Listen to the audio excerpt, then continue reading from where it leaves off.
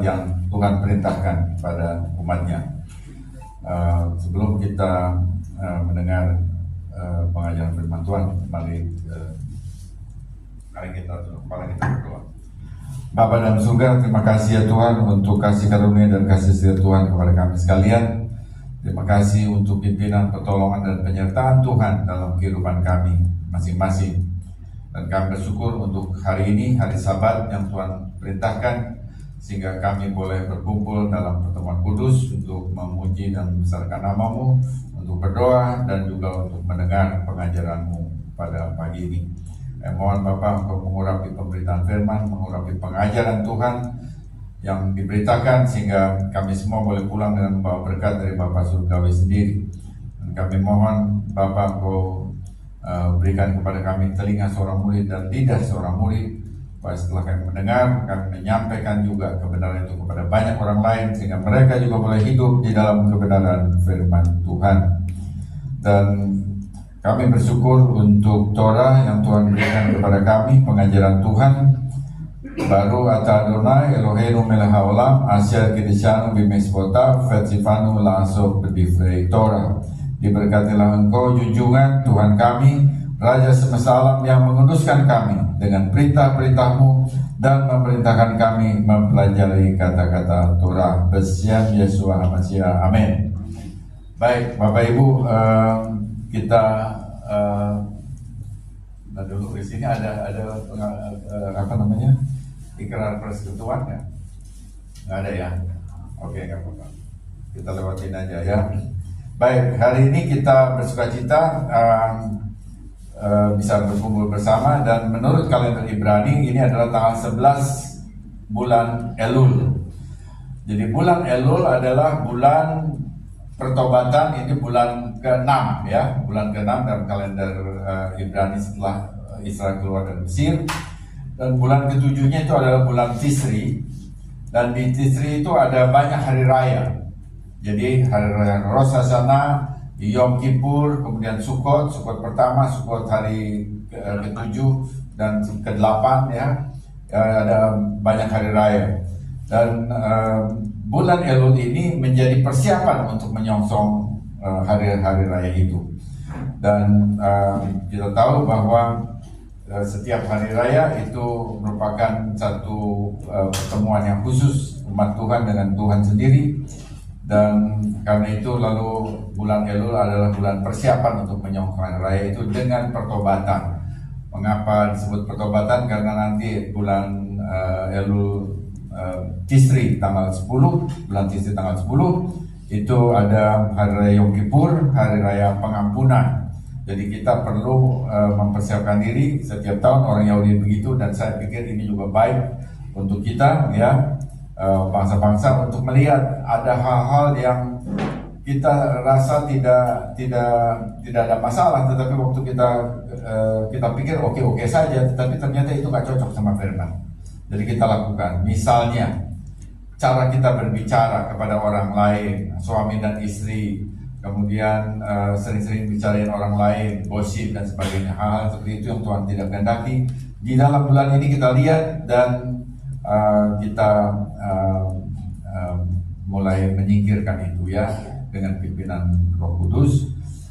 Jadi kita mulai introspeksi bulan ini, kemudian tanggal 10 Tisri yaitu Yom Kippur, kita berdoa mohon pengampunan, dan Tuhan mengampuni sesuai dengan anugerahnya. Jadi itu tiap tahun, dan bagi saya itu sesuatu hal yang baik untuk umat Tuhan, bangsa-bangsa juga melakukannya. Ya, itu sebagai pengantar untuk hari raya bulan yang kita mulai dari bulan Elul ini ya, pertobatannya. Hari ini kita akan bahas parasat Kitetsei. Ya, artinya ketika engkau keluar ya, saat engkau keluar. Jadi ambil dari Ulangan pasal 21 ayat 10 sampai 25 ayat 19.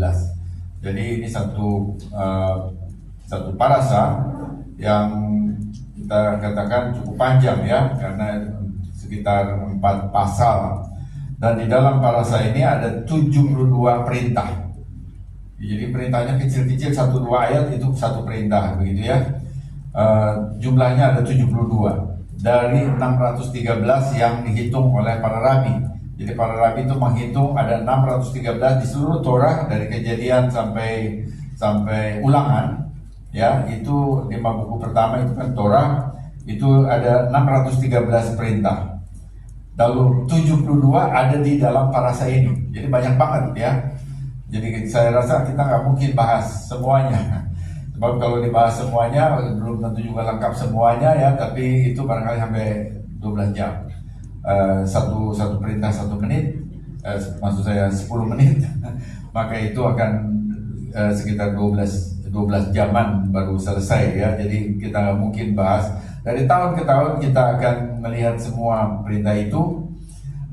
Tetapi tahun ini, hari ini kita akan lihat beberapa saja.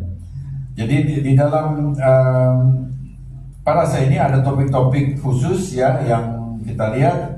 Misalnya seperti tadi sudah dibaca ya oleh Pak Jeffreyson ya, yaitu perempuan yang ditawan dalam perang. Kemudian ada hak-hak hukum anak sulung. Kemudian ada kasus anak memberontak dan banyak topik lainnya. Ada 72 perintah di sana. Nah, jadi kita akan lihat beberapa saja ya, dan saya menyediakan ada 3 bagian yang akan saya sampaikan. Jadi biasanya kalau kita nggak pakai parasa, kita khotbah, misalnya kalau di banyak gereja itu ya cuma 1 topik. Tapi kalau kita memakai parasa itu biasanya akan lebih dari 1 topik. Jadi sebetulnya ini beberapa khotbah dijadikan 1 begitu ya. Jadi karena itu belajar Torah dengan parasa itu akan lebih intensif belajarnya daripada cuma penyampaian 1 ayat begitu. Ini banyak ayat yang dibahas. Baik, saya kira kita akan lihat yang pertama.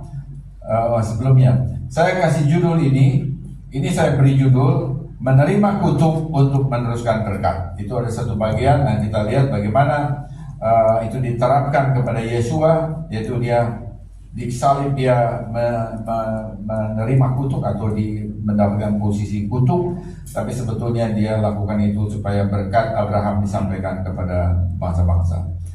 Itu 1 judul, tapi juga saya bisa memberikan judul yang lain untuk melihat ininya bagian-bagiannya.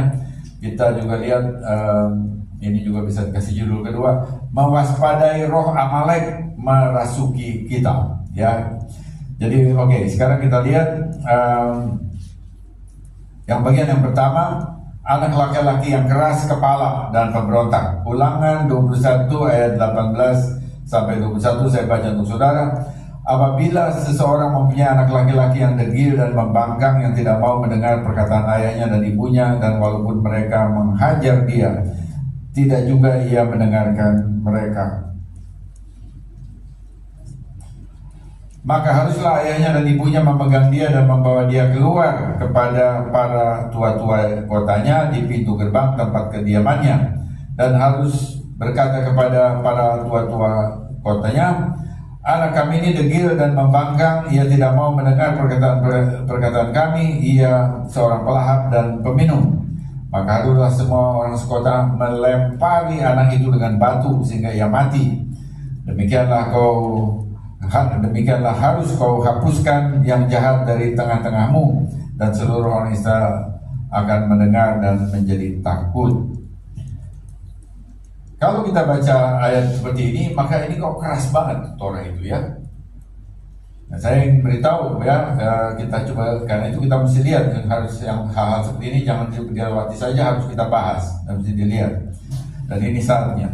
Jadi anak yang keras kepala dan pemberontak itu ya tidak mengindahkan bapaknya dan ibunya, tidak mematuhi mereka sekalipun dia sudah didisiplin, sudah coba diarahkan oleh bapak ibunya, tapi anak itu tetap memberontak. Maka anak yang seperti itu harus dirajam sampai mati menurut ayat yang tadi ya. Nah, tetapi apakah benar dalam sejarah ada orang seperti itu? Ternyata kenyataannya tidak pernah ada keluarga atau anak yang dibawa ke kota dan dilempari batu sampai mati karena dia tidak menaati ajaran bapak ibunya. Sepanjang sejarah tidak pernah terjadi. Lalu pertanyaannya, kalau memang nggak pernah ada, kenapa Tuhan kasih perintah seperti itu? Jadi sepertinya untuk apa perintah tapi ternyata nggak ada kenyataannya, begitu ya. Jadi ini perintah seperti ini waktu kita lihat, maka ini perintahnya adalah peringatan serius kepada orang tua, supaya mereka mendidik anak-anaknya dengan baik, bahkan dari sejak kecil.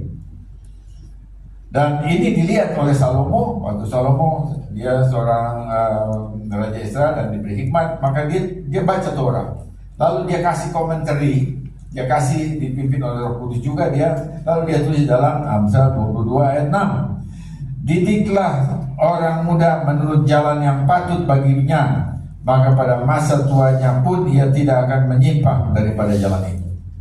Jadi ini adalah perintah Torah yang kemudian dilanjutkan dalam kitab di tulisan ini. Amsal itu tulisan ya, Ketuvim, dan Salomo menulis seperti itu. Jadi ini merupakan satu peringatan bagi orang tua untuk tidak membiarkan anak-anaknya dididik oleh lingkungan. Misalnya dia belajar lalu ada tawuran lalu dididik dengan cara itu atau dibesarkan dengan cara itu. Ya harus mengambil inisiatif membesarkan anak-anaknya dalam ajaran Tuhan. Amsal 23:13, jangan menahan didikan dari anakmu, ia tidak akan mati kalau engkau memukulnya dengan rotan. 14, engkau memukulnya dengan rotan tapi engkau menyelamatkan nyawanya dari dunia orang mati. Nah, kalau kita membaca juga Amsal 23:13 tadi, jangan menahan didikan dari anakmu, ia tidak akan mati kalau engkau memukulnya dengan rotan. Ini tidak berarti lalu orang tua menyiksa anaknya. Nah, itu harus dibedakan lagi. Kalau memukul dengan rotan ini adalah memukul untuk disiplin, memukul karena mengasihi, ya. Memukul untuk mengasihi anaknya supaya anaknya itu diluruskan, arah hidupnya diluruskan. Jadi bukan menyiksa. Jadi salah kalau misalnya ini dianggap orang tua boleh menyiksa anaknya. Kita baca di Quran ada anak yang dilempar sama anak masih bayi, dilempar begitu aja dan akhirnya mati. Kita baca itu banyak. Kita baca di bahkan di media cetak ya. Kita baca yang seperti itu, dan itu bukan dimaksudkan. Ini bukan itu, ya. Jadi harus lihat bahwa tadi perintah tadi anak yang pemberontak itu adalah peringatan bagi orang tua, dan karena dalam sejarah tidak pernah ada yang seperti itu dan belum sampai sekarang. Ya, itu bagian yang pertama ya. Jadi orang tua menjaga anak-anaknya, dan karena itu tadi setiap Sabat kita doakan mereka di bawah tali. Di Sabat pagi. Tapi kalau kemarin kita udah lakukan, Bapak Ibu semua melakukan RF Sabat ya. Siapa yang buat RF Sabat? Halo? Oke, ya Bapak lakukan RF Sabat biasanya di keluarga ya. Kami lakukan setiap Jumat petang. Itu kita doakan lagi. Kita juga doakan anak-anak. Jadi anak-anak didoakan di rumah, anak-anak juga didoakan di kehilah jemaat. Jadi dia sering didoakan, dan yang mendoakan itu adalah bapaknya, ya, ayah yang mendoakan. Jadi anak tuh lihat pola bahwa bapaknya itu waktu mendoakan dia itu dia posisinya seperti imam, karena dia mendoakan dan dia lihat. Kalau anak masih kecil kita bisa tumpang tangan di atas anak itu. Ini bapaknya, bukan pendeta. Ini diajarkan, ini hikmatnya orang Yahudi ya, dan ini nggak ada di gereja Kristen pada umumnya. Ini saya waktu tahun 2019 ya 1999 bukan 2019, 1999, artinya 25 tahun yang lalu ya. Saya ke Yerusalem, dan di situ pertama kali saya melihat bagaimana Sabat dilakukan di lingkungan orang Yahudi, bagaimana Bapak itu memberkati anak-anaknya. Saya terus terang jatuh cinta kepada Sabat di situ. Sebelumnya nggak pernah tahu gitu ya. Dan saya lihat indah sekali, semua yang dilakukan itu indah sekali, sehingga dari situ kita bawa ke Indonesia, kita lakukan di jemaat yang saya gembalakan di Bintaro, dia sampai sekarang. Jadi bapak itu memberikan jadi role model, menjadi panutan bagi anak-anaknya, bagaimana seorang bapak itu berperilaku di dalam keluarga. Sehingga dia orang Yahudi itu nggak perlu seminar-seminar keluarga, karena dia udah lakukan setiap Sabat. Jadi seminar keluarga itu berapa banyak dalam 1 tahun? Itu paling berapa tahun sekali. Lalu setelah tahun 2-3 bulan pertama masih ingat, 1 tahun ke depan aja udah lupa. Sementara di lingkungan orang Yahudi, keluarga dipelihara, maka setiap Sabat itu anak diberkati oleh anak-anaknya, dan dia lihat terus peran bapaknya sebagai imam rohani ya di dalam keluarga. Di lingkungan orang Yahudi ada imam di bait suci, tapi ini fungsi imam dalam keluarga itu berjalan. Jadi saya kira itu yang perlu ya, supaya kita menjaga generasi yang di bawah kita, generasi anak-anak kita, karena mereka lah yang akan meneruskan pengajaran ini sampai Mesias datang. Ledor Fador, kita menjadi mesianik ya, itu bukan satu generasi aja, kita akan menjadi mesianik generasi demi generasi, Ledor Fador, sampai Yesus datang. Yesus akan melihat iman, dan Yesus melihat bangsa-bangsa bukan hanya percaya kepadanya, tapi juga bangsa-bangsa melakukan, menaati pengajarannya yang adalah Torah. Seluruh pengajaran Yesus adalah Torah, dalam bahasa yang diungkapkan secara original dari Yesus sendiri. Tapi itu semuanya adalah bagian, kalau dicermati, itu adalah Torah Mose yang diajarkan dengan caranya sendiri, dengan approach-nya sendiri. Ya, saya kira itu ya yang pertama. Dan sekarang bagian yang kedua, seorang yang mati digantung di kayu, ya, di kayu yang adalah terkutuk. Ini dalam Ulangan 21 ayat 22 sampai 23. Ulangan 21 ayat 22 mulai kita baca ya. Apabila seseorang itu pakai perkataan itu laki-laki. Jadi apabila seseorang itu laki-laki berbuat dosa yang sepadan dengan hukuman mati, lalu ia dihukum mati, kemudian kau gantung pada sebuah tiang, maka janganlah mayatnya dibiarkan semalam-malaman pada tiang itu, tetapi haruslah engkau menguburkan dia pada hari itu juga, sebab seorang yang digantung talui, ya, terkutuk, kilala oleh Elohim. Jadi orang yang tergantung itu, yang di atas kayu itu, terkutuk oleh Elohim. Janganlah engkau menajiskan tanah yang diberikan Adonai Elohimmu kepadamu menjadi milik pusakamu. Jadi orang yang sepadan untuk dihukum mati itu, pada zaman itu dihukum matinya itu dengan dilempari batu, ya, atau dirajam. Itu kita bisa lihat itu dalam Bilangan 15 ayat 35, dan juga Kisah Rasul 7 ayat 59 Stefanus, ya. Jadi itu hukuman mati pada waktu itu memang modelnya begitu. Ya, kalau sekarang kan ditembak. Jadi nggak ada revolver zaman itu. Jadi dilakukan dengan ditembak dengan batu, artinya dilempari batu. Ya, jadi itu hukuman yang umum. Nah, ayat ini mengatakan bahwa orang yang dihukum mati itu dia dilempari batu, sesuai dengan yang lain di kerajaan-kerajaan lain, di budaya-budaya lain juga demikian, ada yang seperti itu ya, bahkan ada yang dipancung. Di sini nggak ada yang dipancung, tapi dilempari batu. Lalu dia mati. Nah, kemudian setelah wafat itu, lalu jenazahnya atau mayatnya tuh diikat pada kayu. Itu istilahnya digantung di kayu. Bukan lehernya digantung begitu, bukan. Tapi dia diikat di atas kayu. Itu istilahnya mayat itu ada di antara langit dan bumi. Jadi posisi antara langit dan bumi itu posisi nggak jelas begitu ya. Dan ini lalu menjadi lambang bahwa orang itu terkutuk. Nah, itu yang dimaksud oleh ayat tadi, Ulangan 21 ayat 20 dan 23. Jadi hukuman mati di lingkungan Israel yang adalah sesuai dengan diperintahkan Tuhan itu tidak ada hukuman salib. Ya, salib kalau dipaku di salib itu nggak ada. Yang ada adalah dilempari batu dulu, mati, baru kemudian mayatnya itu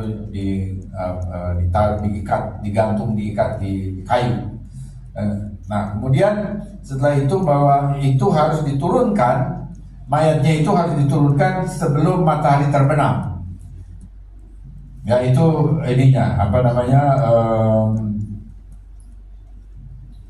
yang diperintahkan.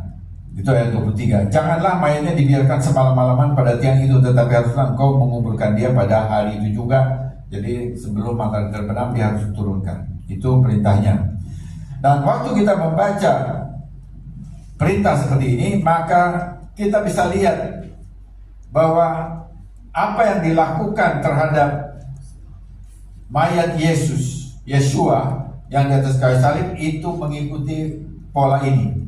Kita membaca di dalam Matius 27 ayat 57 sampai 60 ya. Jadi apa yang ditulis di dalam Ulangan 21 ayat 23 itu beresonansi dengan Matius 27 ayat 57 sampai 60. Saya baca atau sama-sama ya. Apa maksud saya akan baca untuk saudara. Matius 27 ayat 57, menjelang malam. Nah, itu keterangan waktu. Datanglah seorang kaya, orang Arimatea bernama Yosef ya bahasa Ibraninya, yang telah menjadi murid Yesua juga. Ia pergi menghadap Pilatus dan meminta mayat Yesua. Pilatus memerintahkan untuk menyerahkan kepadanya, dan Yusuf pun mengambil mayat itu. Ia mengapaninya dengan kain lenan dan yang putih bersih, lalu membaringkannya di dalam kubur yang baru yang digalinya di dalam bukit batu. Dan sesudah menggulingkan sebuah batu besar ke pintu kubur itu, pergilah ia. Jadi kalau begitu mayat Yesua yang mati dari kayu salib itu diturunkan sebelum matahari terbenam dan kemudian dimasukkan ke kubur oleh Yosef Arimatea. Ya, itu di dalam Matius tadi. Nah, sekarang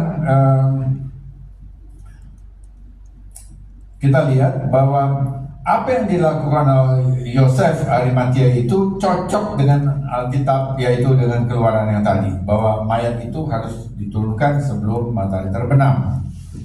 Nah, sekarang kemudian kita bertanya lagi, kalau memang penurunan jenazahnya itu memang menurut Torah, apakah dia disalibkan itu menurut Torah? Apakah Yesua disalib menurut hukum Torah Yahudi atau hukum Romawi? Pertanyaannya begitu. Jadi Yesua tidak dihukum mati dengan cara Yahudi, tapi dia dihukum mati dengan hukum Romawi, cara Romawi. Mengapa dikatakan demikian? Karena di abad pertama Israel itu dijajah oleh Romawi. Romawi itu kerajaan dunia.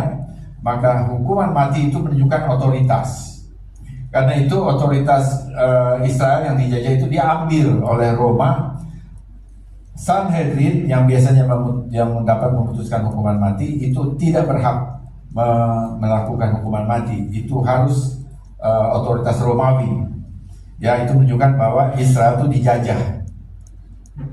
Nah, karena itu semua proses hukuman mati di zaman abad itu, abad pertama, ketika Israel di bawah Romawi, itu semuanya dengan cara Romawi, bukan dengan cara Yahudi. Nah, tetapi siapa yang bisa membawa ke otoritas Romawi? Ya, bisa. Sanhedrin bisa membawa kasusnya kepada Romawi, ya, tetapi adalah kekaisaran Romawi yang menetapkan, yang melakukan eksekusinya. Jadi nggak bisa orang Yahudi ya. Nah, mengapa Yesua kemudian dibawa diputuskan hukuman mati itu oleh Sanhedrin ya, bahwa dia memang harus mati, itu kita bisa lihat. Kemudian dia nggak bisa melakukan hukuman itu sendiri, lalu dibawalah ke Pilatus. Nah, kemudian kita coba lihat ini, saya menyebutkan ayat saja, kalau saya baca nanti terlalu lama ini. Matius 26 ayat 63 sampai 66. Nanti Bapak Ibu boleh lihat di sana. Maka di situ imam besar imam besar ya, jadi dia bukan orang Yahudi. Imam besar itu pimpinan dari Sanhedrin, Mahkamah Agama. Maka di situ dia bertanya kepada Yesua, imam besar waktu itu, apakah kau Mesias, anak Elohim, ya atau tidak, kira-kira begitu ya. Lalu Yesua mengatakan, engkau sudah mengatakan. Jadi atau dia membenarkan. Dan kemudian mulai sekarang engkau akan melihat anak manusia duduk di sebelah kanan yang Maha Kuasa dan datang di atas awan-awan di langit. Nah, waktu imam besar mendengar hal itu, lalu dia langsung mengatakan, dia menghujat Elohim, tidak perlu saksi lagi. Dan kemudian dia bertanya kepada orang-orang yang di depan dia, itu semua Sanhedrin. Lalu mereka berkata, ia harus dihukum mati. Jadi di situ keputusannya. Tetapi nggak bisa dihukum mati langsung oleh Sanhedrin, maka dibawa kepada Pilatus. Ya, Pilatus. Nah, di dalam Matius 27 ayat 11, Pilatus itu bertanya kepada Yesua, engkaukah raja orang Yahudi? Lalu jawab Yesua, engkau sendiri yang mengatakannya. Nah, jadi kita bisa melihat bahwa yang menghukum waktu Pilatus bertanya begitu, ya, yang Pilatus bertanya begitu, maka sebetulnya Pilatus sudah diberi informasi bahwa Yesua ini dia adalah raja Yahudi yang memberontak melawan Romawi. Jadi dibawa kasusnya seperti nyerempet politik begitu. Padahal ini kan tadi dia menghujat Tuhan, itu nggak ada urusan dengan politik. Tapi kemudian dia juga raja Yahudi, jadi kalau gitu Romawi juga berkepentingan karena nanti ini orang ini mau berontak. Nah, jadi kita bisa melihat itu kasusnya itu dimainkan ya, itu sehingga menyinggung politik. Dan karena itu lalu Romawi melihat bahwa ini adalah satu bentuk yang potensi untuk memberontak pada dia. Dia lalu tanya, orang ini mau diapakan begitu ya. Lalu orang-orang Yahudi mengatakan, salibkan dia. Nah, jadi kita bisa melihat ya bahwa permintaan di sini kita lihat, mengapa orang Yahudi memilih salib? Mengapa orang Yahudi memilih Yesua harus dihukum secara dengan cara penyaliban, artinya digantung di kayu, gitu ya?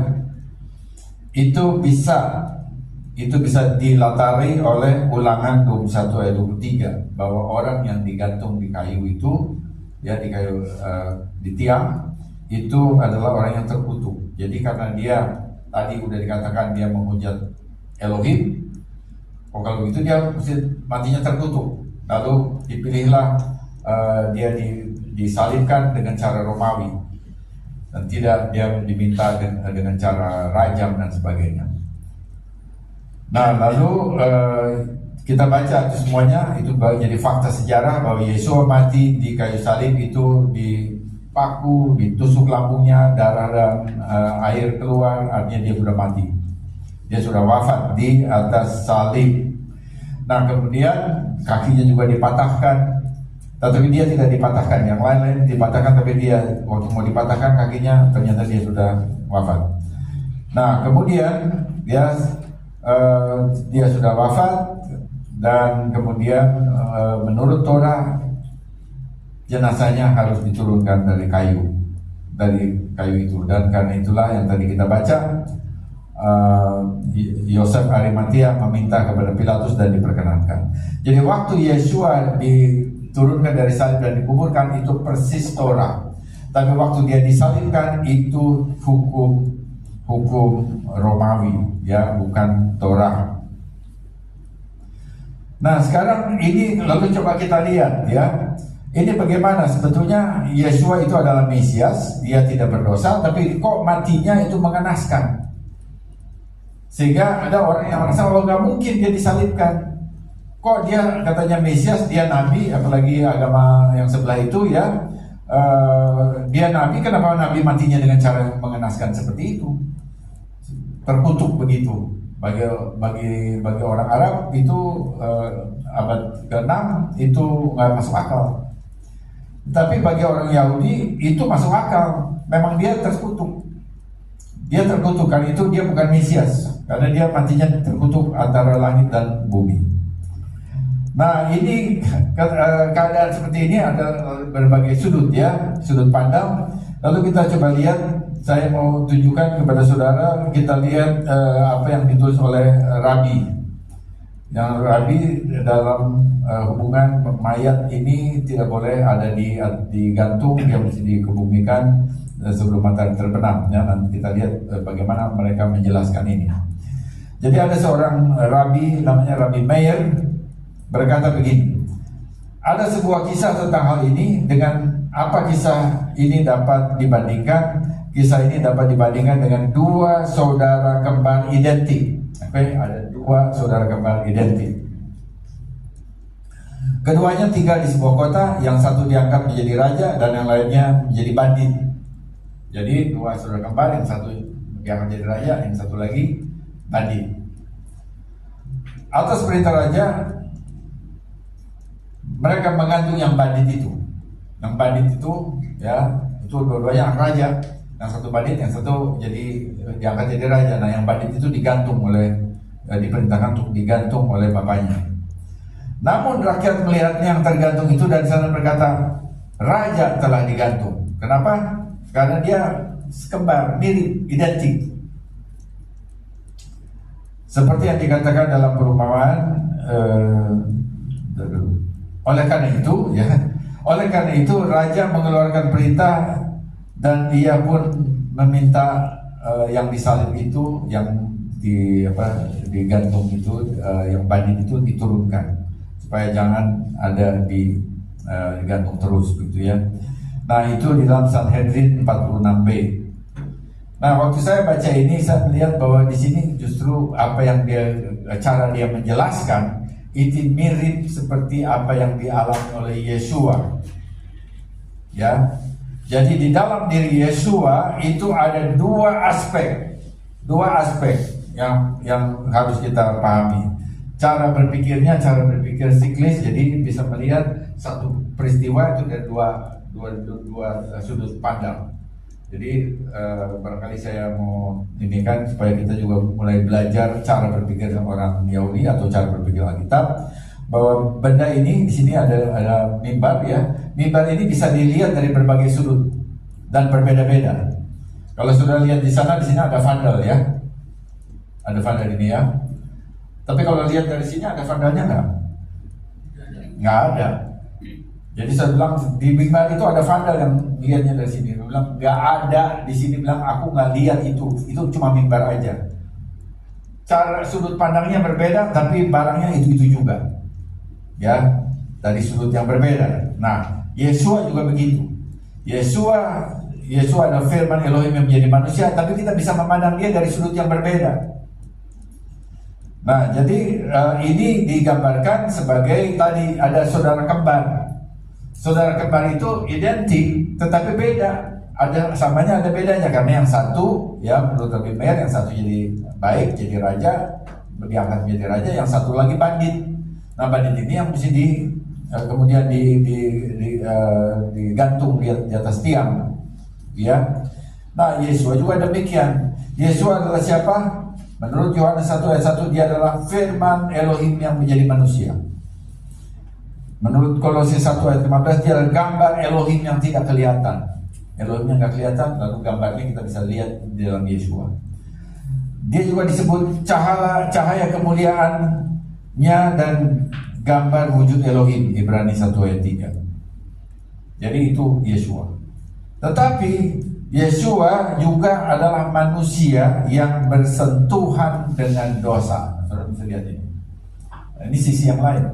Yesua bersentuhan dengan dosa. Dia pegang orang kusta. Dia bersentuhan dengan dosa.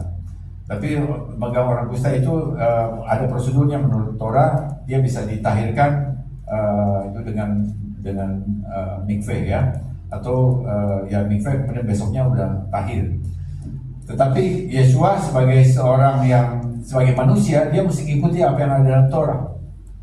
Jadi jangan berpikir seperti biasanya kalau di zaman tidak paham Torah. Yesua pegang orang kusta, oh dia nggak apa-apa kalau Yesus pegang, dia nggak akan terkena apapun. Seakan-akan dia di atas Torah. Nggak begitu. Ya, dia juga taat pada Torah, dia mengikuti tata cara Torah, tapi dia memegang menjamah orang kusta itu tidak membuat dia seumur hidupnya lalu jadi kusta. Nggak begitu. Tapi ada beberapa jam dia memang nggak bisa masuk bait suci. Cuma itu saja. Nah, jadi Yesua itu sebagai manusia bersentuhan dengan dosa, dan waktu dia ada di kayu salib, dia justru menanggung seluruh dosa umat manusia.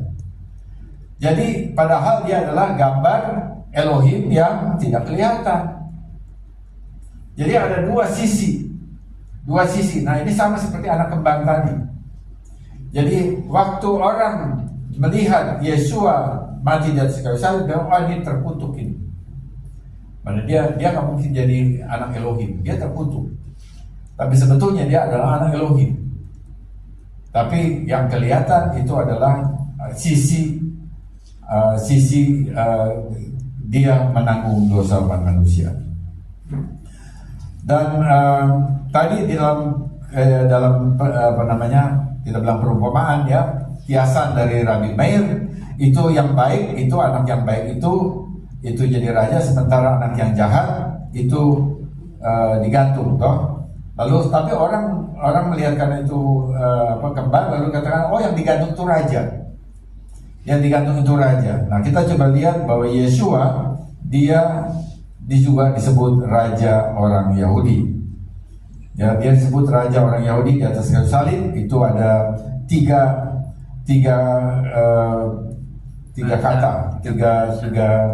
kalimat kecil, mungkin singkatan ya, yang ditulis dalam tiga bahasa, dalam bahasa Ibrani, bahasa Yunani, dan bahasa Latin. Itu dalam Yohanes pasal 19 ya, bisa dilihat. Jadi dalam bahasa Ibrani, Yesua Hanosri Melech HaYehudi. Yesua orang Nazaret, ya, raja orang Yahudi. Kemudian dalam bahasa dalam bahasa Greka, Yunani, Yesus Nasarios Basileus Yudaioi, itu bahasa Greka Yunani. Lalu yang populer di kita itu adalah bahasa Latin, Yesus Nazarenus Rex Judaorum. Nah, itu Latin. Ya, karena di sini Latin itu lebih banyak yang mungkin karena masih ada Vatikan Latin gitu ya. Jadi ini yang paling terkenal jadi INRI gitu ya. Kalau bahasa Greka itu singkatannya INBI. Kalau bahasa Ibrani singkatannya YHMH. Ya, ikutin itu ya. Nah, jadi dia raja. Tapi sekarang pertanyaan, mengapa sang raja Yesua sang Mesias, orang benar, harus mati dengan cara yang mengerikan? Nah, ini dilihat, ini gimana ya? Nah, kalau misalnya orang yang menolak Yesua, ya, yang belum percaya Yesua, memang dia bukan Mesias, ya pantas dia matinya begitu. Dia bukan juru selamat. Ya, jadi lalu bagaimana kita dia mati di atas kayu salib, dia digantung antara langit dan bumi. Jadi itu menunjukkan bahwa dia nggak jelas. Di bahasa Ibrani disebut talui, dia yang tergantung. Tergantung itu nggak jelas ya. Dia di atas atau di bawah. Dia bukan surga, dia bukan bumi juga. Jadi nggak jelas. Disebut talui. Coba suruh sebut talui. Talui. Ya, itu istilah yang dipakai oleh orang-orang Yahudi kepada Yesua yang melihat Yesua di atas kayu salib ya. Nah, jadi kita bisa menjawab gini, iya, kalaupun dia mati di atas kayu salib, itu bukan caranya Torah. Itu adalah cara Romawi, bukan cara Torah.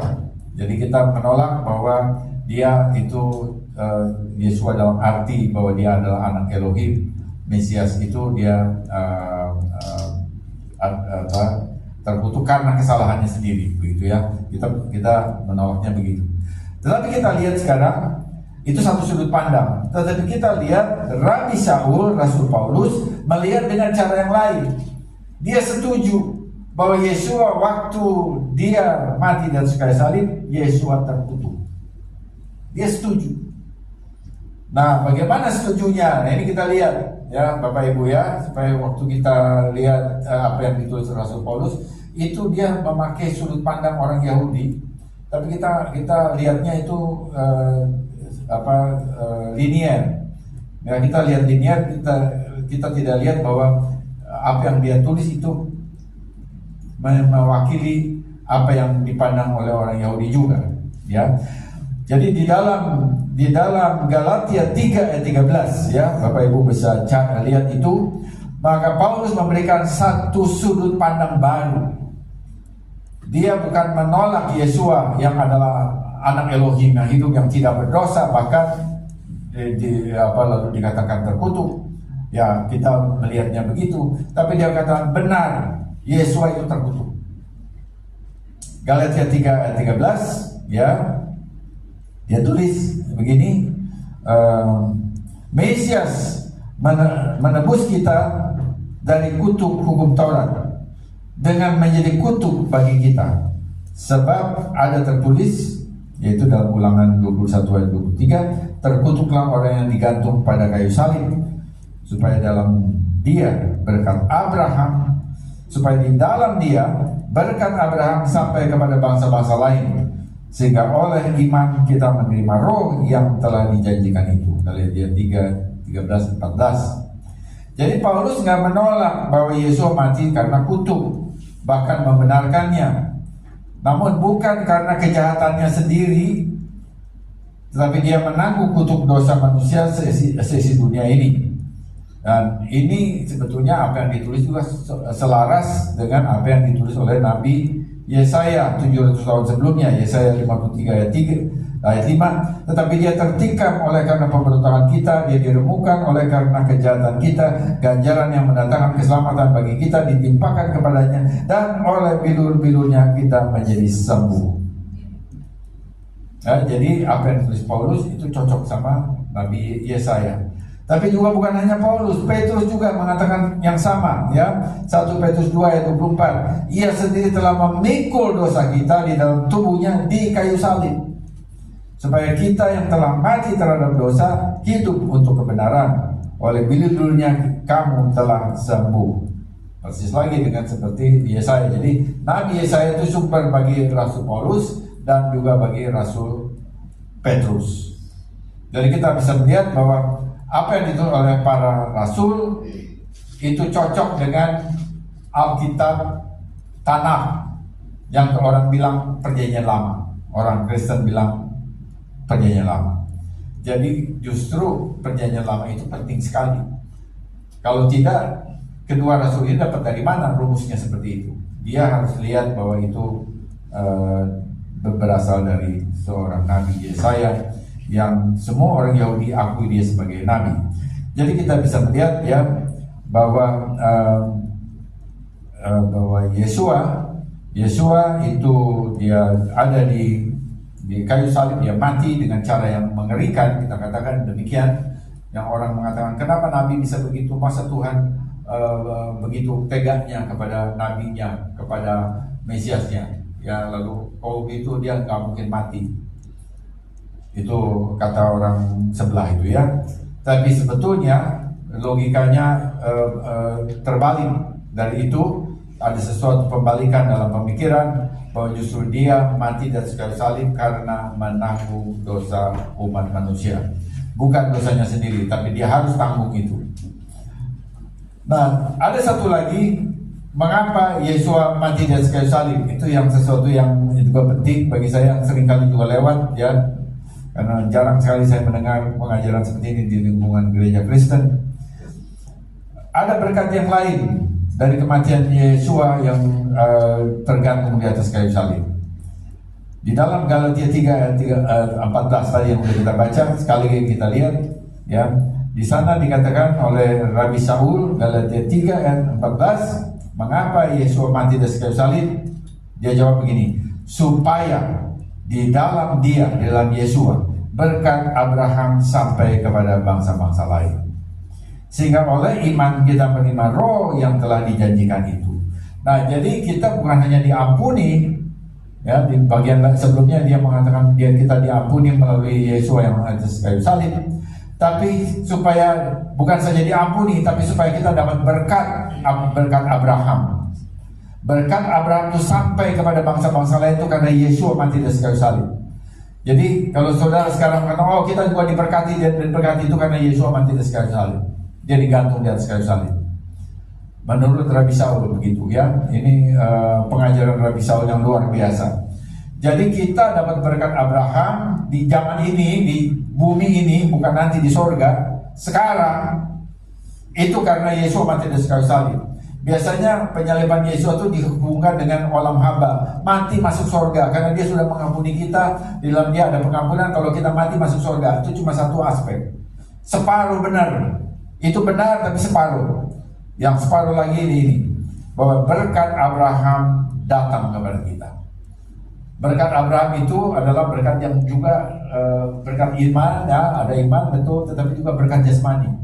Jadi saudara dan saya juga diberkati secara jasmaniah, ya, untuk keluarga, untuk kehidupan sehari-hari itu oleh oleh mulai sampai kepada bangsa-bangsa karena Yesus mati di atas kayu salib. Menurut Rabi Saul dalam Galatia 3 ayat 14. Ya, jadi ini satu hal yang luar biasa. Dan melalui apa kita bisa belajar begini? Melalui Torah barusan. Kita sedang membahas Torah, tetapi itu berkaitan begitu kuat, begitu erat dengan apa yang ditulis oleh Rasul Paulus ya dalam Perjanjian Baru, Brit Hadasah. Nah, di sini kita lihat gambaran besarnya bahwa Brit Hadasah itu tidak membatalkan tanah. Perjanjian Baru tidak membatalkan Perjanjian Lama. Injil tidak membatalkan Torah. Injil ditulis untuk menunjukkan bahwa Torah berlaku. Ya, ini paradigma yang berbeda sama sekali dengan apa yang diajarkan oleh teologi Helenis. Ya, oke, itu yang kedua, yang terakhir ya. Masih ada waktunya ya. Oke.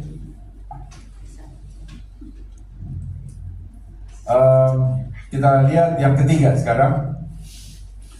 Ini subjudulnya adalah mengingat Amalek. Mengingat Amalek. Kita baca dalam Ulangan 25 ayat 17 sampai 19 ya. Ulangan 25 ayat 17 sampai 19. Ingatlah apa yang dilakukan orang Amalek kepadamu pada waktu perjalananmu keluar dari Mesir,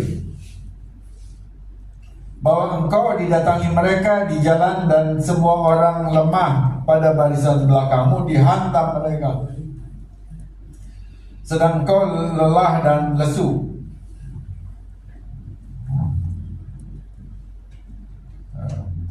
Mereka tidak takut akan Elohim.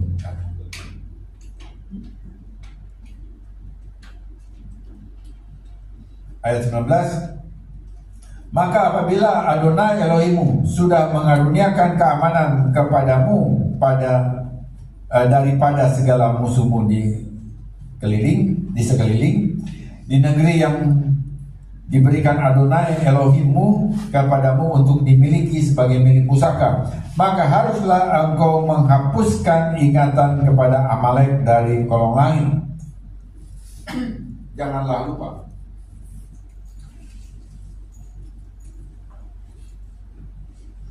Jadi di parasa ini ya mengingatkan melalui parasa ini bagian terakhir diperintahkan untuk mengingat perbuatan orang Amalek waktu orang Israel keluar dari Mesir. Mereka diserang oleh orang Amalek, dan yang diserangnya itu tanpa aba-aba, tanpa tantangan perang ya. Harusnya kalau gentleman ya di zaman dulu itu kalau mau perang ya kasih tunjuk, aku mau perang sama kamu. Jadi ada tata keramanya perang itu gitu ya. Tapi ini tidak, mereka menyerang Israel dari belakang. Dan di garis belakang itu adalah wanita dan anak-anak. Jadi mereka menghantam bagian yang lemah, tidak berani melawan langsung melawan orang-orang yang bisa berperang di depan. Jadi ini satu serangan pengecut kita katakan. Dan Tuhan itu mengingatkan bahwa Israel harus selalu mengingat itu. Itu perintah ya. Jadi dia harus ingat bahwa Amalek pernah menyerang kami, dan menyerangnya itu dengan cara yang buruk, artinya wanita dan anak-anak itu diserang. Jadi itu selalu mereka ingat.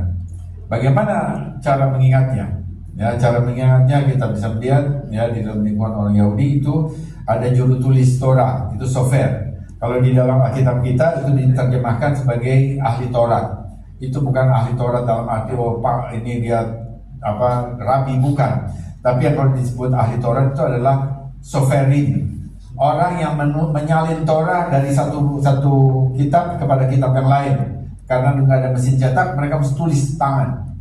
Kami juga punya ya, kita didapat Torah yang tulis tangan, ada di Bintaro. Jadi Bintaro itu adalah sinagog juga, itu gereja, tapi juga itu sinagog. Kita punya Torah dibawa dari Yerusalem, dibuat tahun 1967 ya, dihadiahkan oleh Rabbi Sapira dan kita taruh di sana. Nah, jadi itu ditulis tangan. Jadi orang yang menulis tangan Torah itu dari Torah yang ada di para orang Lewi ya, yang pegang sana, dia salin, kemudian dia salin harus persis. Nah, orang yang menyalin Torah untuk membuat kopi yang lain dari Torah itu disebut soferim, juru tulis Torah.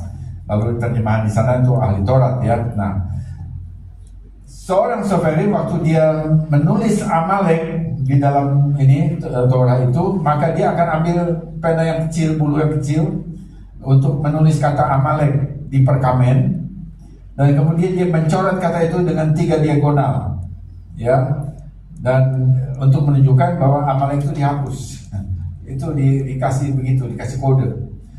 Jadi ini untuk apa dia begitu? Ini untuk mengingatkan bahwa ada perintah untuk menghapus ingatan tentang Amalek di kolong langit. Nah, itu dia.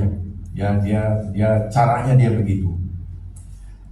Nah, tetapi kalau kita lihat nubuat Nabi ya, tunjuknya di kitab Obadya 18. Obadya itu cuma di kitab situ ada cuma satu pasal. Itu ayat 18, itu dinubuatkan bahwa keturunan Esaf akan seperti tunggul gandum yang dimakan habis oleh api. Yaitu apa apinya ini? Apinya ini adalah keturunan Yakub dan keturunan Yosef. Kenapa 2 kali disebut, yang satu Yakub, yang satu Yosef? Kan Yosef juga keturunan Yakub. Nah, ini ada maksudnya. Jadi kalau keturunan Yakub hanya 12 suku Israel. Kalau keturunan Yosef itu siapa? Yaitu memang Yosef itu Manasye dan Efraim dan Manasye ya. Tapi siapa? Ini ada satu kiasan lagi bahwa keturunan Yosef itu adalah Masiah ben Yosef. Siapa Masiah ben Yosef? Yeshua. Ya, jadi kalau bilang keturunan Yosef dalam arti ini nubuat itu menjurus kepada Mesias. Nah, pertanyaannya siapa keturunan Esaf ini yang akan jadi seperti tunggul gandum yang dimakan habis? Jadi artinya kalau dimakan habis itu dia hilang dari bumi, kira-kira begitu ya. Siapa keturunan Esaf ini? Itu adalah Amalek. Itu adalah Amalek ya, yang tadi Tuhan bilang dalam Quran tadi bahwa maksudnya yang tadi diperintahkan hapuslah ingatan Amalek dari kolong langit. Itu adalah yang dimaksud di sini keturunan Esaf, keturunan Esaf. Nah, dari mana kita bisa tahu? Ya, di dalam Kejadian 36 ayat 12. Ya, saya baca, Timna adalah gundik Elifaz anak Esaf. Esaf atau Esau ya, bahasa Indonesianya Esau. Ia melahirkan Amalek bagi Elifaz. Itulah cucu ada istri Esaf. Jadi kita lihat bahwa Amalek adalah keturunan Esaf.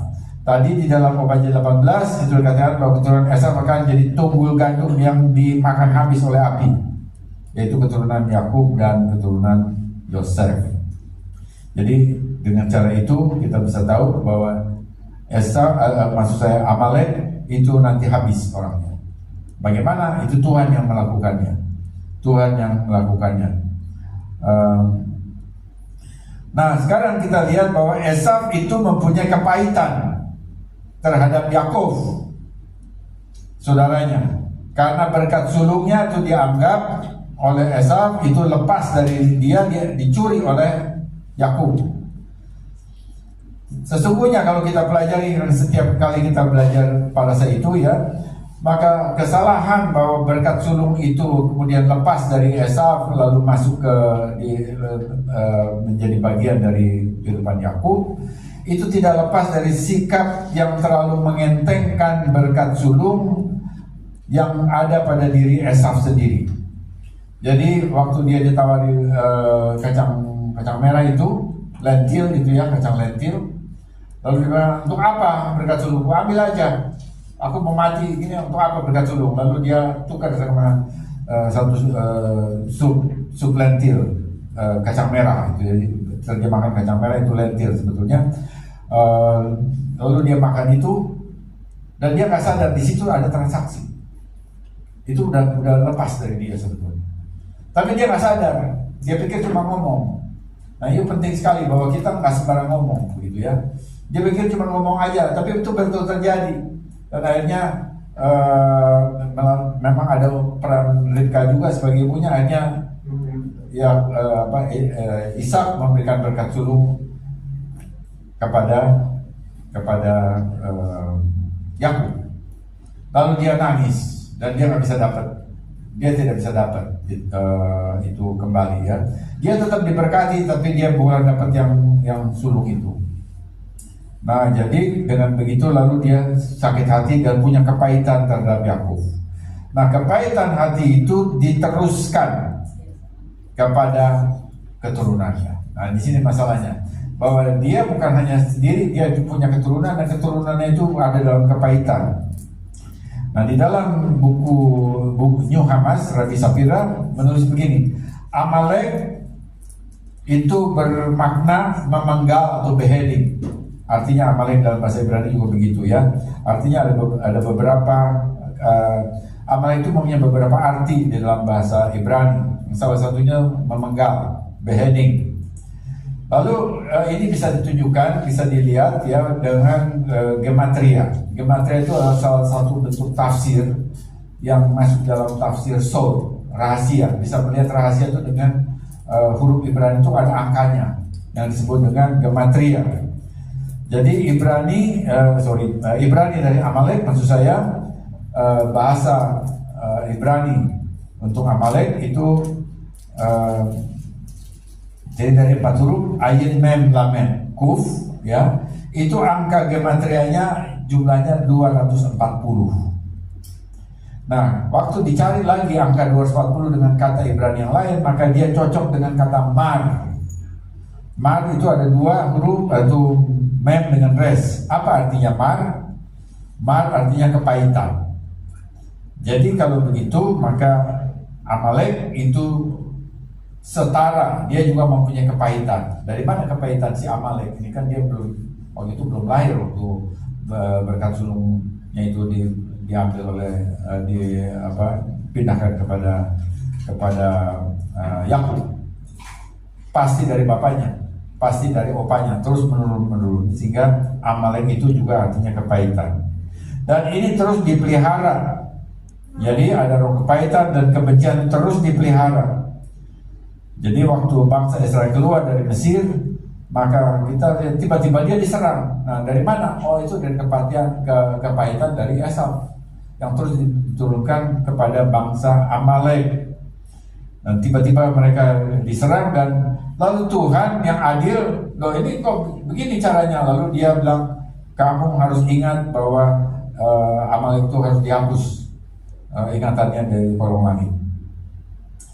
Nah, ini kita coba lihat sekarang ya, apa yang dilakukan, peperangan yang dilakukan oleh orang Amalek kepada Israel dalam Keluaran 17 ayat 8. Keluaran 17 ayat 8. Lalu datanglah orang Amalek dan berperang melawan orang Israel di Rafidim. Di Rafidim. Mose memerintahkan Yosua dan teman-teman berperang menghadapi orang Amalek secara jasmani. Moses sendiri berdiri di puncak bukit dengan memegang tongkat Elohim di tangan. Saat Moses mengangkat tangannya, Israel menang. Saat dia menurunkan tangan karena benar, Israel terdesak. Apa yang terjadi sebetulnya? Ada seorang rabi namanya Sforno, ya, dia komentator Torah. Dia menjelaskan begini, kenapa mesti ada dua, yang satu Yosua yang berperang secara jasmani, lalu Moses di atas angkat tangannya. Apa itu? Itu harus dilakukan seperti itu karena peperangan melawan orang Amalek itu terjadi dalam dua front, katanya. Ada dua front untuk melawan Amalek. Israel melawan Amalek itu bukan cuma satu front, tapi dua front. Bukan hanya jasmani, tetapi juga rohani. Lalu Rabbi Bahya itu di abad 18 dia mengatakan Amalek adalah bangsa yang suka nujum. Mereka kenal roh-roh lain. Jadi waktu mereka berperang itu mereka juga pasti bertanya kepada roh-roh lain dan berkonsultasi dengan mereka.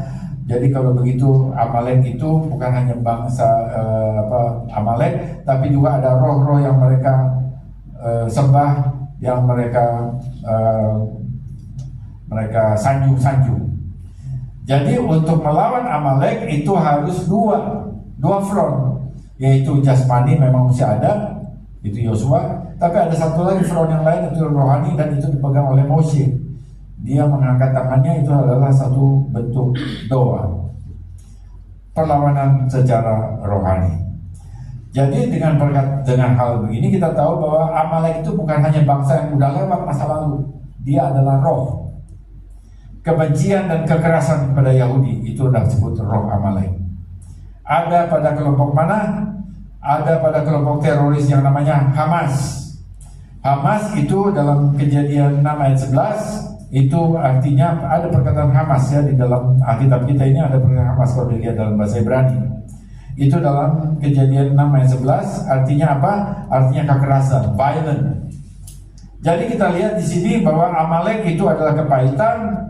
Sekarang itu ada di orang-orang yang menamakan diri Hamas, kekerasan. Hamas itu artinya kekerasan. Maka kepahitan dan kekerasan itu berjalan seiring. Dan itu yang kita lihat. Hamas melakukan serangan 1.200 orang langsung mati di tempat. Lalu ada 250 orang diculik. Sampai sekarang belum seluruhnya dibebaskan. Dan waktu mereka menyerang itu mereka menyerang orang sipil yang sedang nyanyi-nyanyi, lagi pesta musik. Ya, jadi itu sesuatu kejahatan, satu pandangan terhadap kemanusiaan yang sangat-sangat rendah. Tapi anehnya dunia melupakan itu. Jadi yang sekarang ada di media, saudara lihat di mana-mana, ya. Oh, genocide, Israel menggenosid Palestina. Padahal Israel tidak menyerang Palestina, Israel melawan Hamas. Dan melakukan yang mau menggenosid itu adalah justru Hamas dulu kepada Israel, ya. Nah, jadi kita lihat dunia itu punya pertimbangan yang kita bilang tidak sehat. Kita bilang tidak adil. Nah, sekarang waktu Israel memerangi Hamas, jadi, ya, dia memerlukan dua front. Jadi bukan front jasmani saja. Kita lihat sini hampir masih di Rafah masih ada, di utara juga melawan Hezbollah juga masih ada. Tapi bukan hanya itu, tetapi juga harus di dalam doa. Jadi peperangan Israel itu jasmani, juga mesti rohani untuk melawan Hamas, melawan roh Amalek. Nah, tentara Israel, IDF, sudah lihat ya di medsos, mereka sangat menghargai doa. Mereka sangat merasa dibantu ketika bangsa-bangsa, yaitu Kristen bangsa-bangsa mendoakan mereka. Jadi kita di sini pada saat seperti inilah kita bangsa-bangsa perlu berdoa untuk Israel. Ini menunjukkan satu goodwill kita untuk mendukung mereka dalam keadaan mereka itu diserang, mereka ingin dimusnahkan oleh Hamas. Tapi anugerah Tuhan, ya, mereka justru pada posisi bisa menyerang, mereka upper hand-nya, mereka tangan yang di atas. Ya, bersyukur untuk itu. Tapi kita tetap mendukung mereka dalam doa supaya Tuhan berikan mereka kemenangan dan perlindungan. Nah, kita perlu berdoa untuk mereka. sebagai orang percaya supaya Adonai Sefaot, Panglima bala tentara surga, melindungi dan memimpin Israel memerangi musuh-musuh mereka dan membebaskan para sandera. Ya, itu satu hal. Tapi kita juga lihat bahwa Hamas dan Amalek bukan saja ada di Timur Tengah. Sebagai roh, dia dapat menyerang kita di Indonesia. Dengan apa? Dengan kepahitan dan kebimbangan kepada Adonai. Kita bisa dibuat bimbang, kita bisa buat ada kepahitan satu sama lain, lalu kemudian memecah. Ya, antara ada bisa dalam keluarga inti, bisa juga ada di dalam komunitas. Lalu ada sesuatu sehingga bikin perpecahan, gitu ya. Perpecahan bisa terjadi dalam keluarga, lalu bisa jadi cerai. Perpecahan juga bisa dalam komunitas, lalu nggak mau datang, lalu kelompok pecah. Itu semua itu adalah roh Amalek, roh Hamas.